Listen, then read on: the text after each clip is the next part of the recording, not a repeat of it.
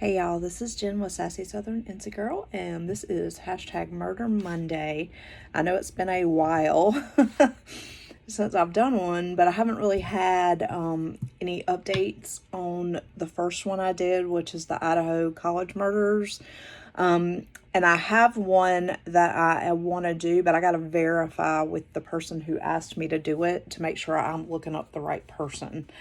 So Emily, if you watch this, email me, girl, so I can verify that I am looking up the right person, okay?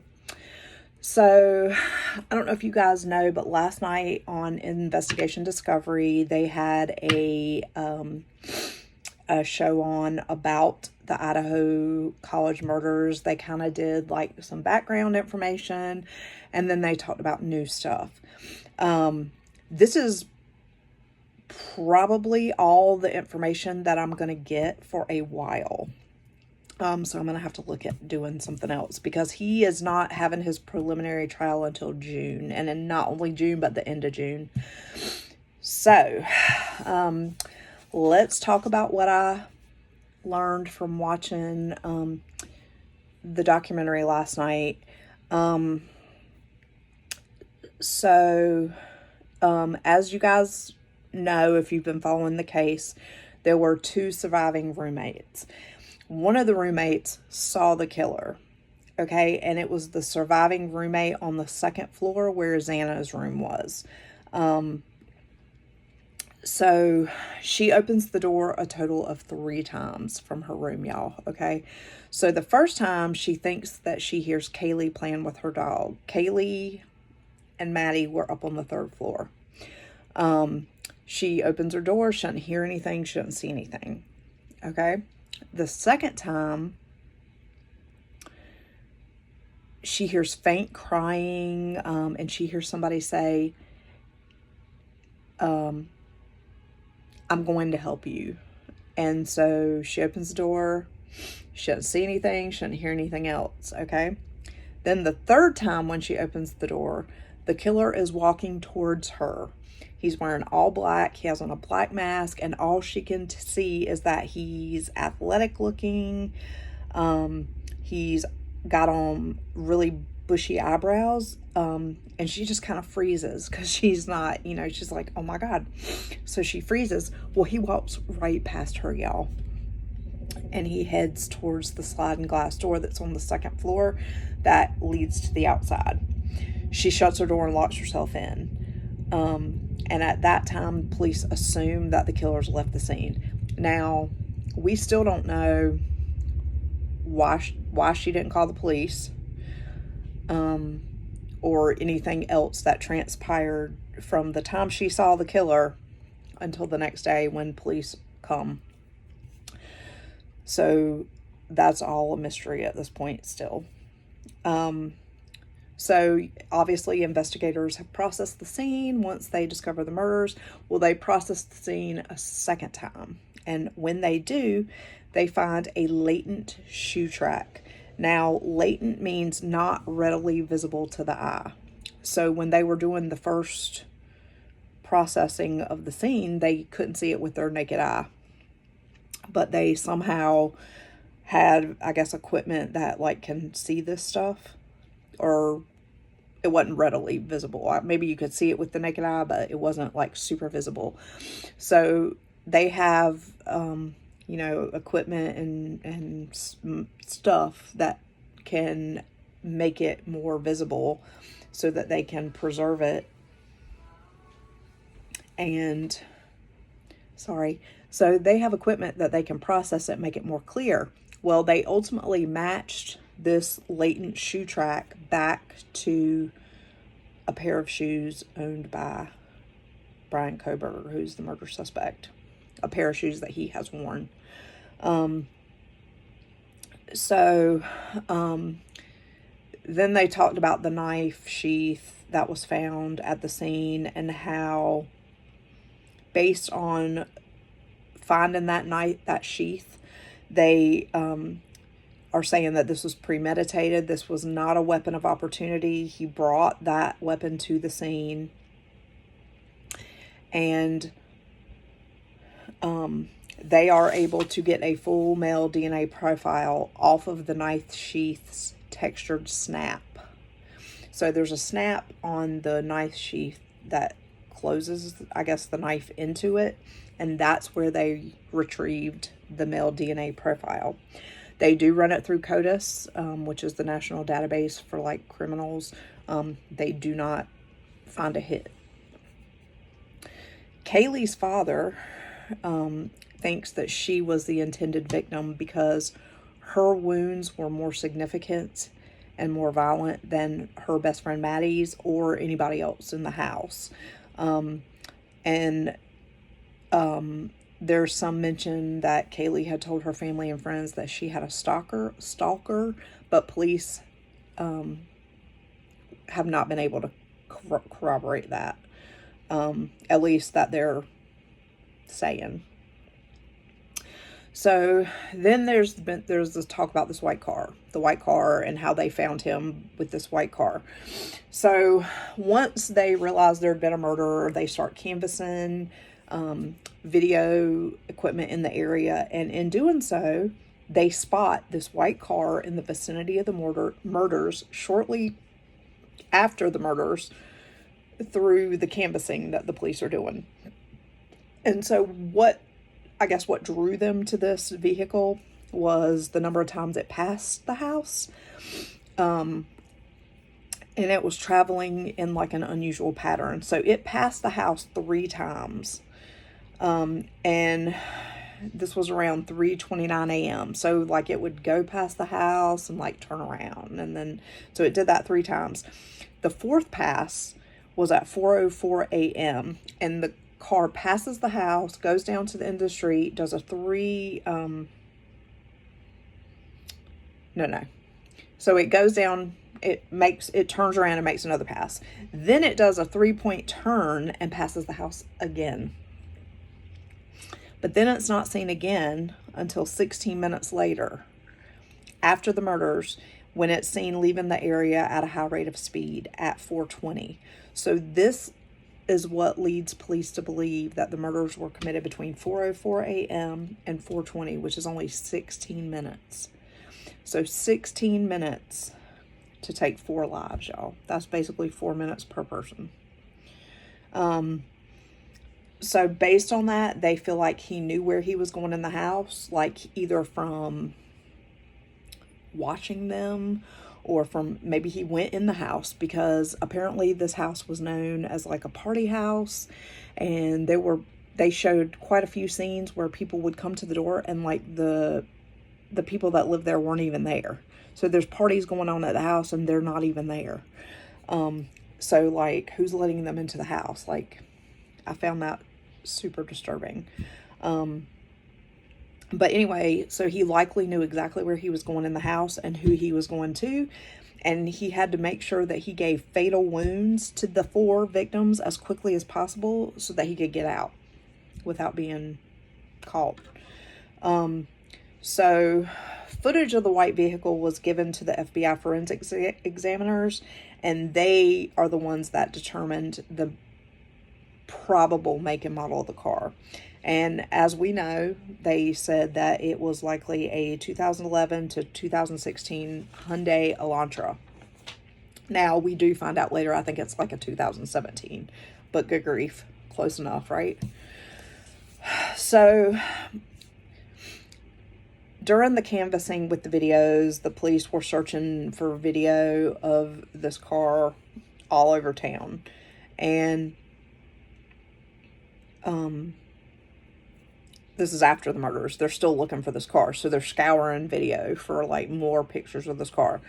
And a car matching the description is seen leaving Pullman, Washington at about 3 a.m. the morning of the murders. So that's about 15 minutes away from this house. The car seems consistent with the exact same make and model and of the car seen in the footage near the murders. So the police release a bolo on this car, which is a be on the lookout, to all the local police precincts. Once this is done, 2 weeks later, the car is found. So 2 officers for the Washington State University Police Department spot a white Hyundai Elantra on campus. Law enforcement runs the tags, and it belongs to 28-year-old Brian Koberger, who is a Washington State University student. He's tall. He's 185 pounds. He has very prominent bushy eyebrows. He's almost an exact description match for what the surviving roommate said the killer looked like. So then they talk about Koberger's cell phone, because basically this show is basically just giving us all the reasons of how the police came to identify this guy as a suspect. So they analyzed his cell phone records, and at 2:42 a.m. the morning of the murders, his cell phone rings near his apartment in Pullman, Washington. From 2:42 to 2:47 a.m., his phone pings heading south towards Moscow, Idaho. At 2:47, cell phone goes dead, and the police think he either purposely turned it off or he placed the phone in airplane mode so that he would not be detected. His location would not be detected. The cell phone pings again at 4:48 a.m. south of Moscow, near Idaho State Highway 95.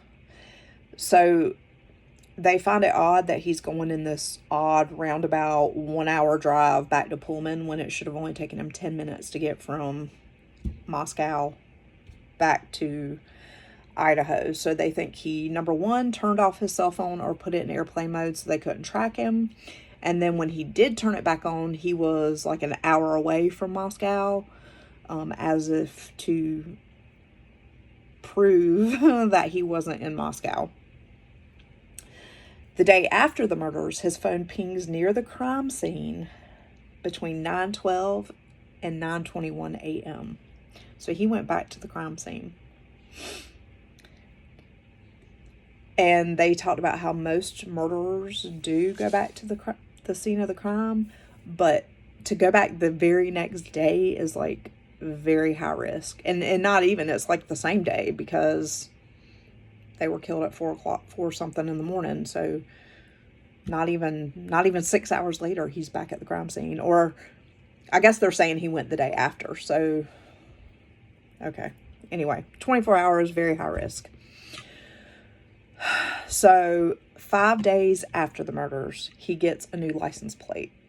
Now, one could argue that he got the license plate because he's now living in Washington State and he's from Pennsylvania.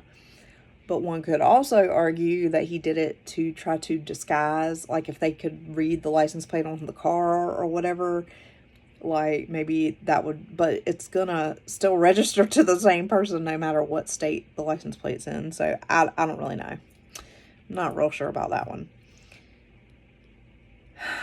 But Pennsylvania does not require front license plates on the front of your car, and that was the point they were making, is that when they saw the video surveillance the night of the murders or the morning of the murders, there was no license plate in the front. And maybe Washington State does require front license plates. They don't really say. And then like after the fact, he's got a license plate in the front. I'm not sure. But on December 13th, the new license plate is picked up by a license plate reader in Loma, Colorado. And he's apparently going cross country from Pullman back to Pennsylvania with his father. His father flew down to do the trip across country with him. And I guess this was already pre-planned is what they're saying. But 2 days after that, on December 15th, there was a traffic stop in Indiana. He was stopped by police for tailgating, and the officer let him off with a warning. Not even 10 minutes later, y'all, 9 minutes later, he was pulled over a second time for the exact same thing. And the policeman let him off a second time with a verbal warning. He said, "Oh, if you were just stopped, I'm not going to give you a ticket." Dude, he should have got a ticket because he did it again, not even 10 minutes after he'd been stopped the first time. But I'm gonna get off my high horse about that. So anyway, the cross country trip where they were going, which was Albrightsville, Pennsylvania, was approximately a 2,500 mile trip, a 2.5 day trip, and they arrived back in Pennsylvania around the 16th of December. So then, once he was back home in Pennsylvania, the FBI surveilled him for 4 days. He was almost always wearing surgical rubber gloves when he would come out of the house. They witnessed him cleaning his Elantra from head to toe, top to bottom.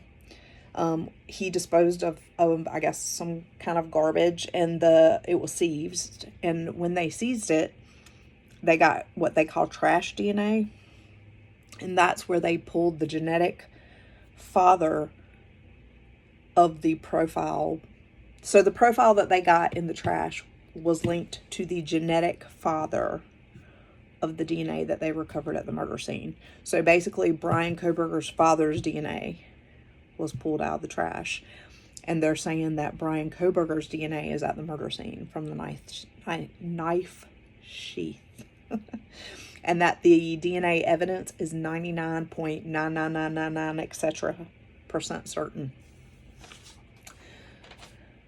Okay, so then on December 30th at 3 a.m., 47 days after the murder, a SWAT team of 50 law enforcement officers surround the Albrightsville, Pennsylvania home and arrest Bryan Kohberger for the murder of the 4 college students from Moscow, Idaho, and they impound his car. So in his first court appearance in Idaho, he does not enter a plea. On the day of arrest, the police take from his apartment in Washington dark clothing, nitro gloves, bedding, and animal hair, which, if you guys recall, I don't know. Yeah, well, I mean, I said it at the beginning. Kaylee had a dog. The dog was barking. The dog was alive. He didn't kill the dog. So he had animal hair in his apartment. So could be Kaylee's dog's hair. They took 2 cuttings from an uncased pillow that had reddish-brown stain. And they took marked parts of the mattress cover that also had the same stains. So, I mean, the prosecution, it looks like they got a pretty solid case, right? They have DNA. They have the surveillance footage. They have the cell phone data, which pinged from the area of the murder victim's house 12 times between June and the day of the killings. 12 times, y'all. But there's still so many unanswered questions. Like, how did he get in the house? Did he go in the front? Did he go in that second floor sliding door that he went out of? Where's the murder weapon? Do the police have it? Or are they just not mentioning it? Did they find it when they executed the search warrants? Why did he choose these victims? Did he intend to murder all 4 of them? Or did he just go in there to kill maybe Kaylee and the other ones were like casualties? Like, I don't know. Maybe we'll find this stuff out between now and the trial, but we may not ever know the answers to all the questions. So it's still like we know a lot more than we knew to start with, but like we still don't know a lot. But so it's going to be very interesting when his trial starts. Bryan Kohberger is currently being held at the Latta County Jail in Moscow, Idaho. And like I said, his preliminary probable cause hearing is scheduled to start on June 26th, 2023. So we still got like 4 months, a little over 4 months, March, April, May, June, 3 months, a little over 3 months before his probable cause hearing starts. So that's what we know for now.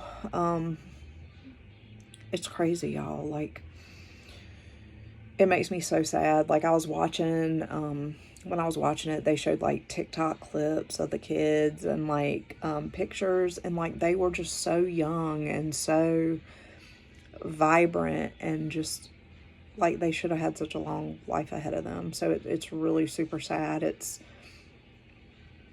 it's a lot. But let me know what you guys think. I mean, I'm sure there's a lot of stuff that maybe I haven't heard, but like I'm trying to listen to the facts from like reputable sources like Investigation Discovery, because I know they do their homework, rather than just listening to a bunch of, you know, people who you don't know if they're telling, you know, if what they're saying is real or right or not. But it's going to be interesting for sure. If you guys have any suggestions for something that you would like to hear about, in the meantime, feel free to put it below in the comments or to email me. I'm always down for suggestions. And let me know if you want to keep seeing these type of videos. And if you did like this video, consider giving it a thumbs up and a positive comment. And if you're not already subscribed to my channel, I hope that you'll consider subscribing, and hitting the bell notification so that you get notified every time I upload one of my #Murder Mondays. I hope you guys are having a fantastic Monday. And remember, in a world where you can be anything, be kind, y'all. Don't be a murderer. And I'll see you in the next one. Bye, y'all.